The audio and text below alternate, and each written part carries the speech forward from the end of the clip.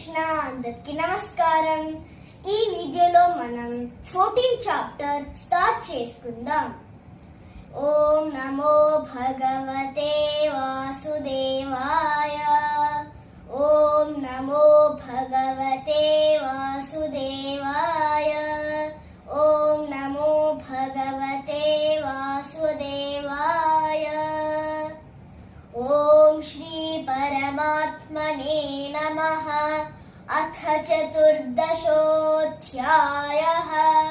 గుణత్రయ విభాగ యోగః. శ్రీభగవానువాచ పరం భూయః ప్రవక్ష్యామి జ్ఞానానాం జ్ఞానముత్తమం.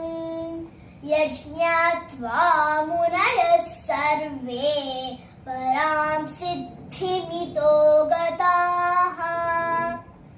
ఇదం జ్ఞానముపాశ్రిత్య మమ సాధర్మ్యమాగతాః.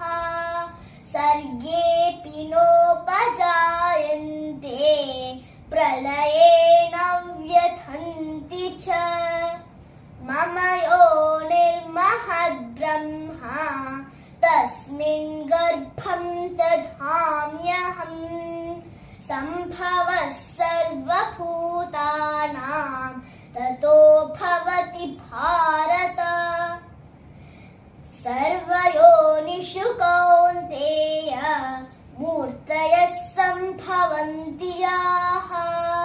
తాసాం బ్రహ్మ మహద్యోనిః అహం బీజప్రదః పితా. సత్వం రజస్తమ ఇతి గుణాః ప్రకృతి సంభవాః. నిబధ్నంతి మహాబాహో దేహే దేహినమవ్యయం. తత్ర సత్వం నిర్మలత్వాత్ ప్రకాశకమనామయం. సుఖసంగేన బధ్నాతి జ్ఞానసంగేన చానఘ. రజోరాగాత్మకం విద్ధి తృష్ణాసంగసముద్భవం.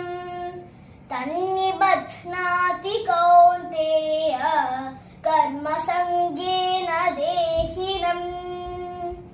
తమస్త్వజ్ఞానజం విద్ధి మోహనం సర్వదేహినాం. ప్రమాదాలస్య నిద్రాభిః తన్నిబధ్నాతి భారత. సత్వం సుఖే సంజయతి రజః కర్మణి భారత.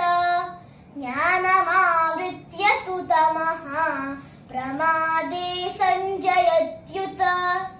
రజస్తమశ్చాభిభూయ సత్వం భవతి భారత. రజః సత్వం తమశ్చైవ తమః సత్వం రజస్తథా. These are 1 to 10 slokas. Don't forget to like and subscribe.